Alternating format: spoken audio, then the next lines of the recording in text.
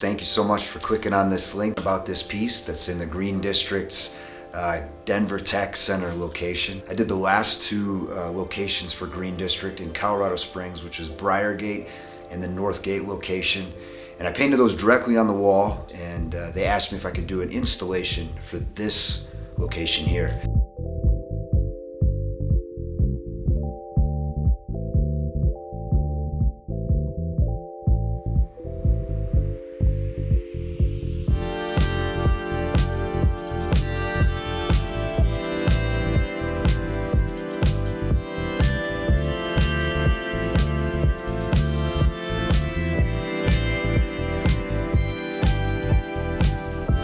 Denver Tech Center has always been on the cutting edge of innovation, and they started out obviously in the 70s. This development had started in the 70s, and it was for the cable industry, and then fiber optics, and then now it's pretty much anything that pertains to tech.